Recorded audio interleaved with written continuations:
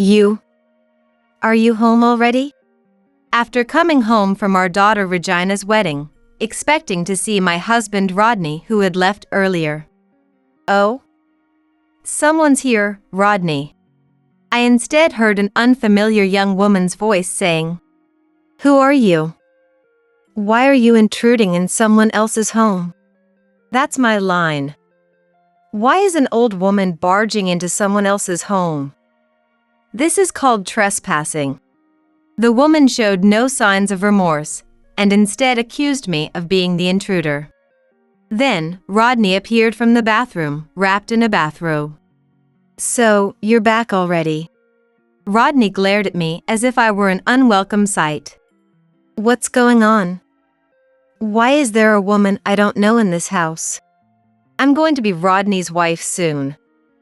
"You're in the way, old woman, so get out." I couldn't process what the woman was saying, and I looked to Rodney for some explanation. "That's how it is. Her name is Anastasia, and she's a subordinate at my company. We've decided to get married soon, so I want you to leave this house immediately." Rodney said it nonchalantly, without a hint of emotion. "I don't want to. Do you have any idea how much I've done for you all these years? This house is mine. I earned every bit of this land and property. You have no right to refuse." "That's right, Rodney. It's so manly of you to say it so clearly. Now, old woman, pack your things and leave this house immediately." Humiliated by Rodney and Anastasia's mocking laughter, I felt like crying but realized I no longer had a place here, seeing them holding hands right in front of me. I put the already filled-out divorce papers in my bag and left the familiar house, walking weakly through the pouring rain. My name is Margaret, 52 years old. I have been a housewife, supporting my hard-working husband Rodney and raising our only daughter Regina. Regina graduated from college and started working at a trading company, but she struggled to find a good match, often saying, "Maybe I just have bad luck with love." Recently, however, she was recognized by a young entrepreneur from a client company and got engaged, which was a great relief for me. I was looking forward to enjoying a peaceful retirement with my husband. But, "Hey Margaret, is dinner ready yet? I'm hungry after work. Don't make excuses about my return time. A good wife should always have food ready, no matter when her husband comes home. This rice is too hard. How many times do I have to tell you I like it softer? Adjust the water amount and cook it again from the start. Can't you at least have the bathtub ready before I get home? You're a housewife, you have all day to get things ready. Do you know who's providing for you every day?" Rodney always bombarded me with his old-fashioned patriarchal demands. However, given his position as a sales manager at a major company, Rodney's salary was good, and thanks to that, our family never lacked anything, so I couldn't strongly argue back. But Rodney isn't my only source of concern.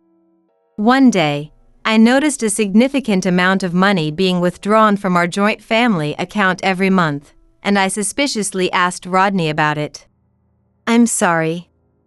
I didn't want to worry you unnecessarily, so I kept quiet, but actually, Kelly, who's moved back home, has been asking for money desperately." Rodney responded with a troubled look and a sigh.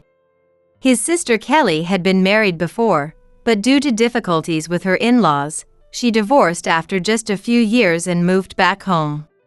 From a young age, she had taken care of Rodney in place of their busy, working parents. Even Rodney, who usually maintained a patriarchal stance, couldn't resist Kelly in front of me. "Kelly has always been troublesome. She's been careless with money for as long as I can remember. If she wants something, she buys it without thinking about the consequences, which leaves her perpetually broke. I think her spending habits were probably the cause of her divorce. She takes advantage of my position as a department head at a prestigious company and constantly relies on me. I wholeheartedly agreed with Rodney's assessment. Kelly thought Rodney was nothing more than a convenient wallet to her. Even when we went to family gatherings at our parents' house, Kelly always relied on Rodney, yet whenever our eyes met, she would just smile without even saying thank you. On the way home, I mentioned this to Rodney, who was gripping the steering wheel, and he chuckled wryly. Kelly's lack of manners isn't new. But yeah, it's pretty bad she doesn't even thank us. I'll have a word with her about it later. I might be wrong to say this to you, but I really can't stand her. The money we've been giving that person every month was supposed to be saved for Regina's wedding fund. At some point, I had started referring to Kelly as that person, but Rodney never reprimanded me for it. Instead, he empathized with my feelings. If you can't stand Kelly, then you shouldn't have to see her. From now on, I'll go to the family gatherings by myself. You don't have to deal with Kelly anymore. He said this in an unusually gentle tone, making me feel less guilty. Regina, though it might sound biased coming from her mom, seemed to be becoming more beautiful since she got engaged. She had always been incredibly earnest, and even after joining a trading company, while her friends were getting married one after another, Regina focused solely on her career, paying little attention to her personal life. She would jokingly say, "I've married my job," showing no signs of having any men in her life, which as a mom, I had always been worried about. So, when Regina told me she wanted to get married, I was initially in disbelief, thinking, is this a joke? And when I heard more, I learned her fiancé had started his own company in his 20s and had become a top executive in a leading job-matching service firm. Are you sure you'll be okay marrying such an ideal man? I couldn't help but think of Rodney's patriarchy and asked Regina. Regina laughed. It'll be fine. Unlike Dad, he's proactive with cooking and cleaning. We've promised to tackle everything together. When her fiancé, Taylor, came to our house to introduce himself, he was so humble and consistent from start to finish, even bowing deeply while asking, "Please let me marry Regina." Rodney, perhaps due to his title as a senior manager at a prestigious company, seemed to feel a strange sense of rivalry and asked condescendingly, "How's your company doing?" But Taylor remained unfazed. I would love to have a good relationship with you, Rodney, both personally and professionally. Hearing that, Rodney, known for his stern demeanor, couldn't find a reason to refuse and surprisingly bowed his head with a big smile. Our daughter might not be the best mannered, but please take care of her. Regina, whispering with a laugh, said, I hope this will soften Dad's character a bit. I chuckled along, saying, I hope so too. However, as Regina's wedding drew closer, Rodney's attitude towards me grew increasingly cold. Why didn't you iron my shirt? Look at this dress shirt. It's all wrinkled. I'll be laughed at by the clients. I prepared another shirt like usual. Isn't that good enough? Today's client isn't just any client. They are an important customer who will decide the future of our company. I can't just wear an ordinary shirt for this. Then you should have told me that yesterday. It's hard for me to manage on such short notice. Feeling infuriated by Rodney's one-sided accusation, I retorted sharply. Who do you think you are? You can't even iron a shirt properly. And you call yourself my wife? If you were a proper wife, you'd know what shirt I need to wear without me having to tell you. That's impossible to expect from anyone. Holding back my tears, I quickly started ironing the shirt. Here, it's done. Is this good enough?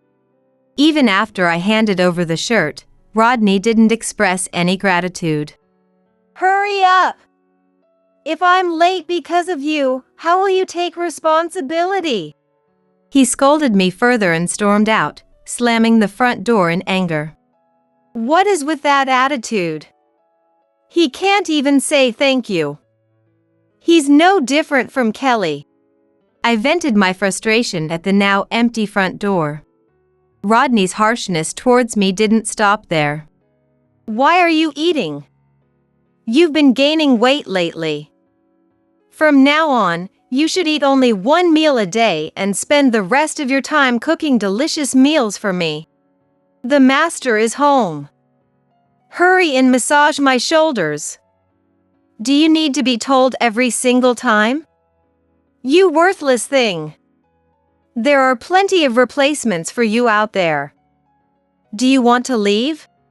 He seemed to think of me as some kind of obedient household robot.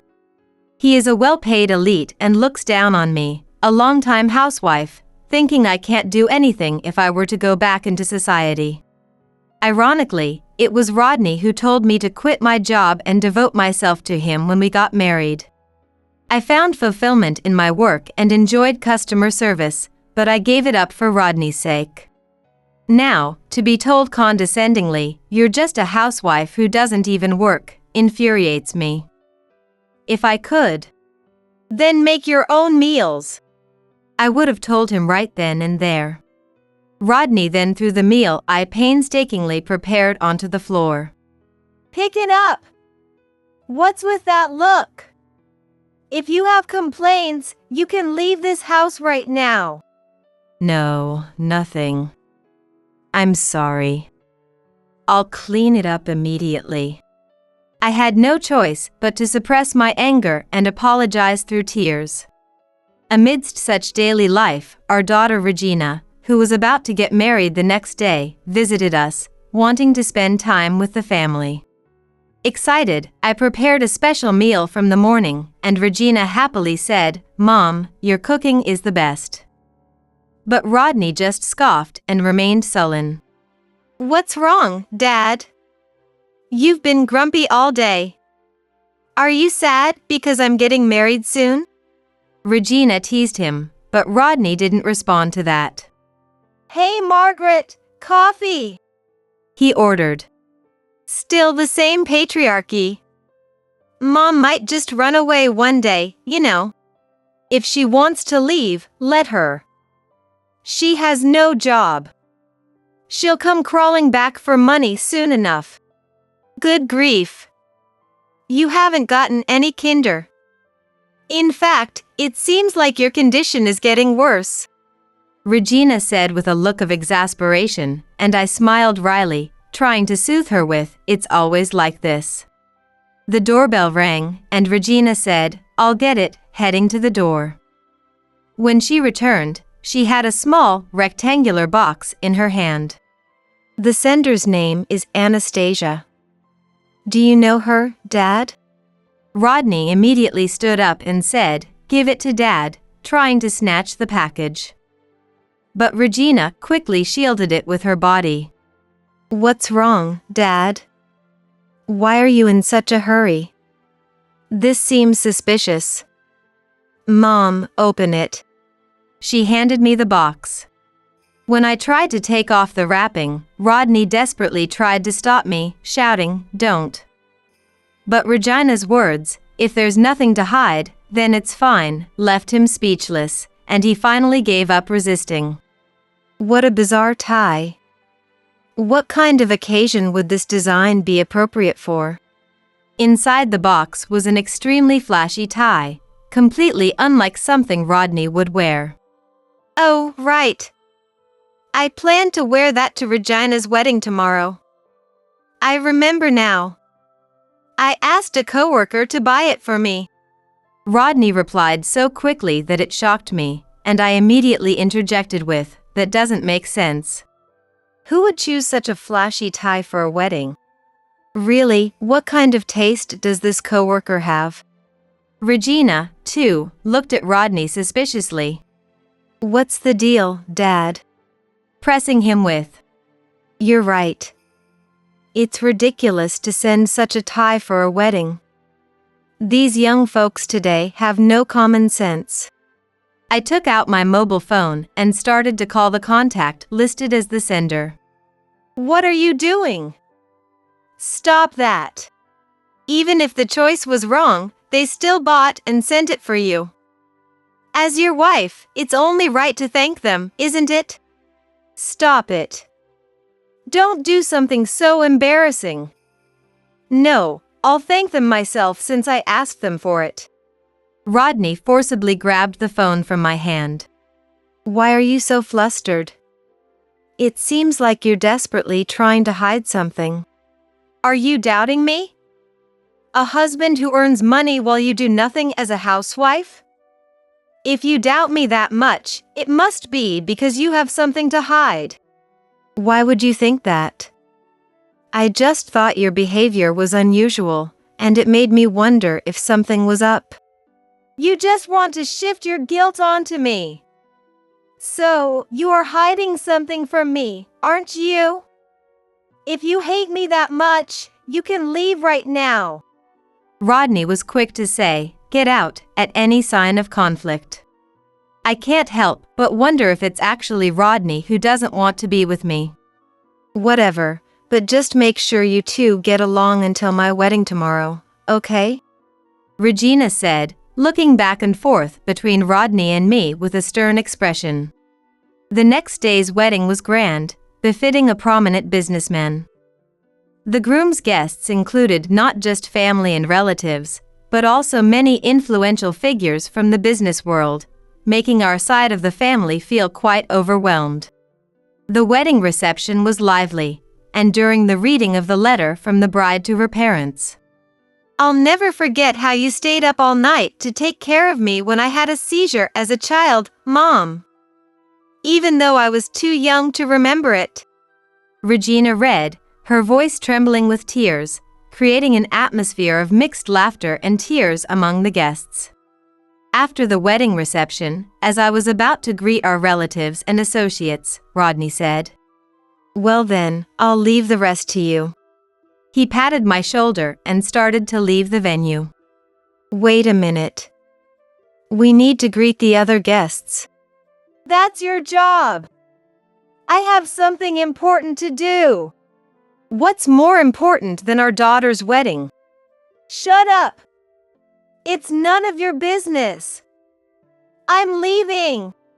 He spat out the words and rushed out of the venue, despite the guests asking, "Where are you going, and is something wrong?"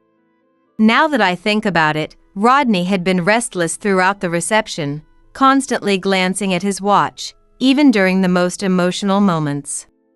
When I worriedly asked, "Do you need to use the bathroom?" he turned sharply and snapped, "It's none of your business." Excuse me, where did Rodney go? Someone from our company would like to greet him. Taylor and the executive standing next to him asked with polite smiles. I'm sorry. My husband has no manners. I could only apologize repeatedly.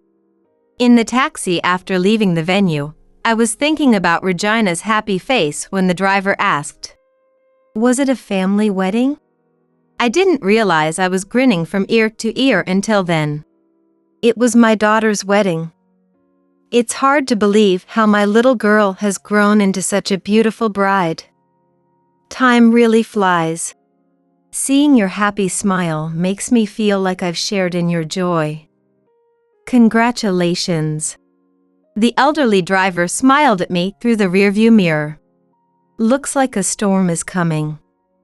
It might start pouring any minute. The driver remarked, but I was too filled with joy from my daughter's wedding to pay much attention. I got off the taxi just before reaching home, handing the driver a bill and cheerfully saying, "Keep the change." Honey? Are you home already? There were signs of someone being home, but Rodney was nowhere to be seen, so I walked inside. Hey, someone just came in, Rodney. I heard a young woman's voice that I didn't recognize. Excuse me, but who are you? And why are you in my house? That's my line. Why did that woman enter someone else's house without permission? This is called trespassing, you know that? The woman didn't look guilty at all. In fact, she called me a complete outsider without hesitation. At that moment, Rodney appeared from the bathroom, wearing a bathrobe. I've never seen you dressed like that before. Do you think you're a Hollywood star or something? Oh, you're back already, Rodney said, glaring at me as if he was looking at something unpleasant. What is going on here? Why is there a woman I don't know acting like she owns this house? Excuse me. I'm going to be Rodney's wife soon. You're in the way, so please leave. I couldn't comprehend what the woman was saying, so I looked at Rodney for help. This is how it is. Her name is Anastasia, and she's my subordinate at work. We decided to get married soon, so I need you to leave this house immediately. Rodney said it nonchalantly, as if it were nothing. When I heard the name Anastasia, I immediately thought, is she the woman with the tie? I promised Anastasia her long ago that after Regina's wedding, I would leave you and live with her. I refuse. Do you think I can just accept that with a simple yes? Do you know how much I have devoted myself to you all these years? This house is mine. You've been lazing around inside from morning till night. While you were enjoying yourself all day, I was out there working hard, running from one client to another. After our daughter gets married, I deserve to enjoy my life more. Anyway, I earned this house, this land, and all the assets with my hard work. You have no right to refuse. Rodney, you're so manly to say it clearly like that. Now that she understands, can the nuisance pack her things and leave this house immediately? Rodney and Anastasia looked at me triumphantly and smirked. But my anger towards my husband was so intense that I couldn't even cry. Still, seeing Rodney and Anastasia holding hands, I realized that there was no place for me in this house anymore. I packed the already filled divorce papers Rodney had given me into my bag and left the home I was so used to living in. When I opened the front door, a fierce rain with strong winds was falling. Having rushed out, I didn't feel like going back to get an umbrella, so I started walking in the rain as if being pelted by a waterfall. The cheerful sounds from the wedding reception 2 hours earlier were drowned out by the sound of rain hitting the asphalt, and I couldn't tell if the droplets on my cheeks were rain or tears. As the unpleasant sound of water gurgling through the storm drain echoed, the 30 years Rodney and I spent together were washed away so easily. Having nowhere to go, I sat on a swing in the downpour, my mind blank. A woman entered the park. Come inside. You'll catch a cold. And offered me an umbrella. Kelly, what happened? It was Kelly, my sister-in-law, who had spoken. How are you doing? That's what I should be asking. Rodney really did something stupid this time. Leave it to me from here on out. Kelly flashed a confident smile. Just as planned. It's time for payback. Encouraging me to stand, she gently took my hand and led me to the back seat of a black sedan waiting outside the park. Margaret, you don't need to cry. I'll protect you. I won't let them have their way. The warmth in her voice was enough to thaw my body and heart, both chilled by the rain. 3 months ago, there was a family gathering. I told Rodney, who was busy with work, I'll go by myself. I had always felt uneasy around my sister-in-law, Kelly, but I thought if I didn't make an appearance once in a while, who knows what kind of rumors might start circulating among the relatives. Rodney tried to stop me, saying, "You don't have to go if you don't want to." But I secretly went to the gathering without telling him and met Kelly for the first time in years. The moment she saw my face, Kelly smiled and said, "Oh, it's been a while, Margaret."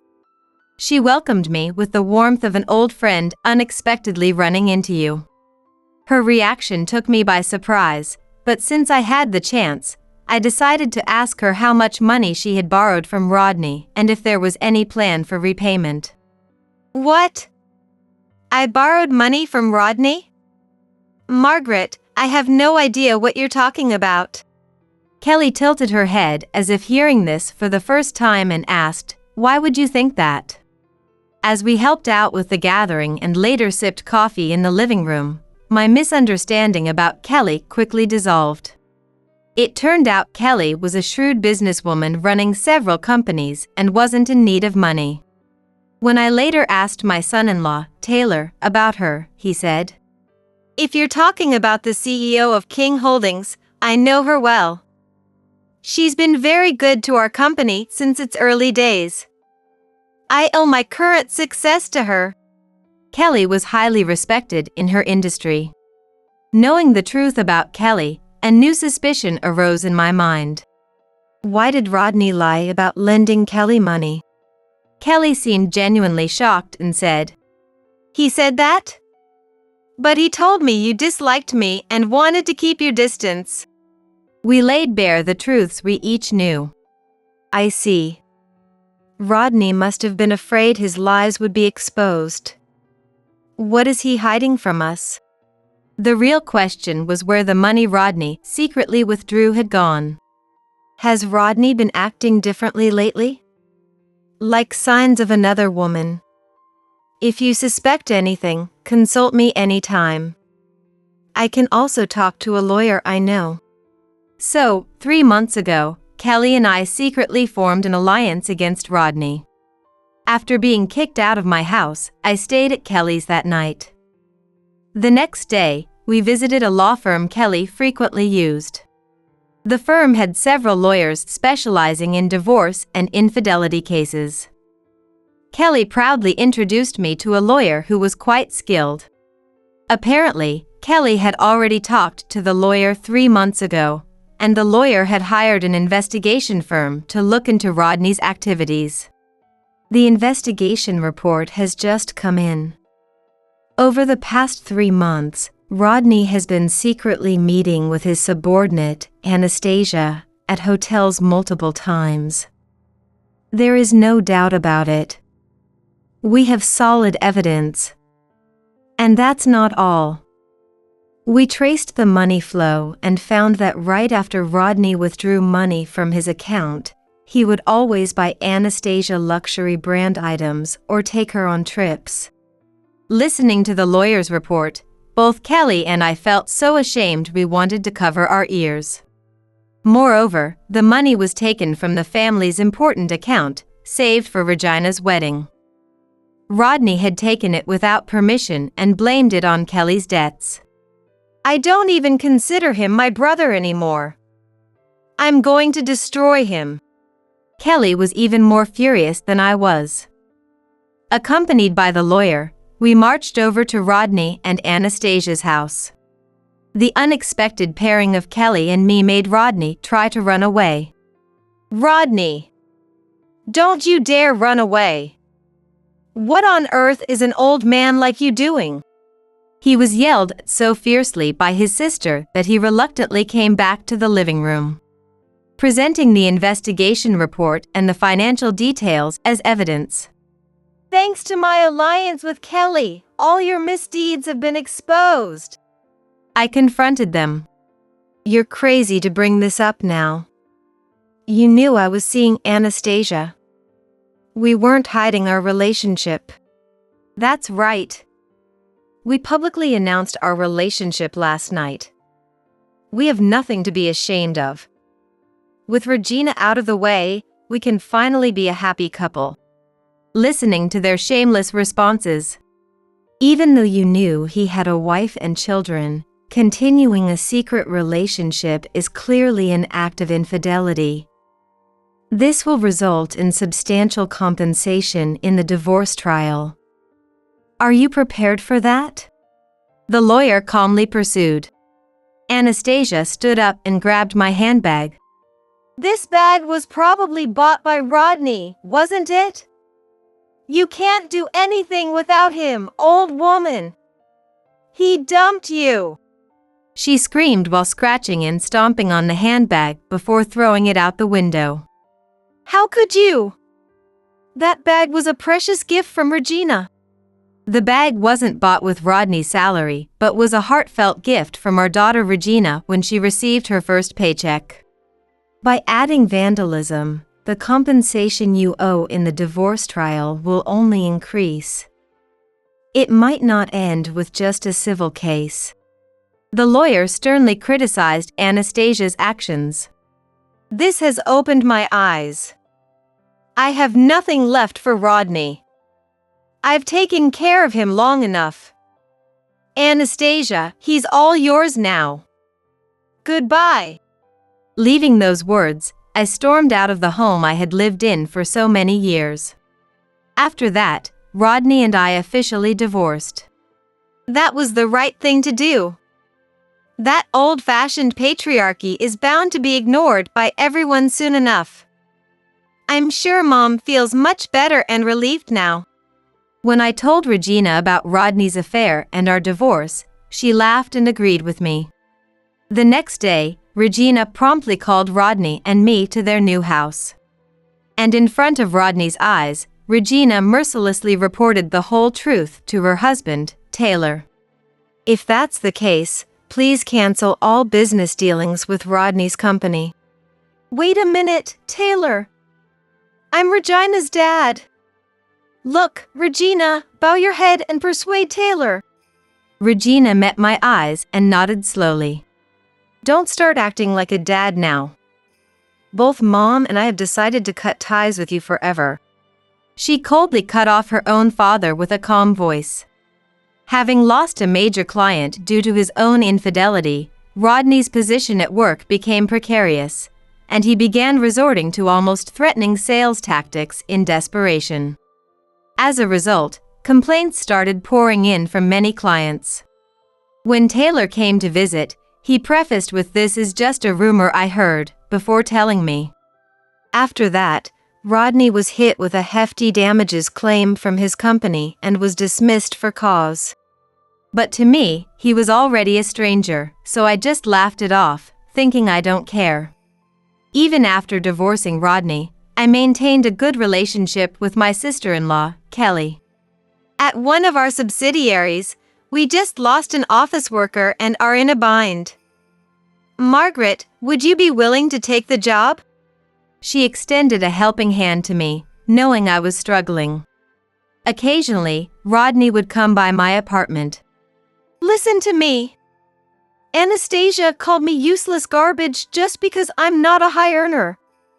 To her, I was just a money tree. Hey Margaret, don't you think? He ranted through the intercom in the entrance hall, but I completely ignored his pleas. I already had someone new in mind for marriage.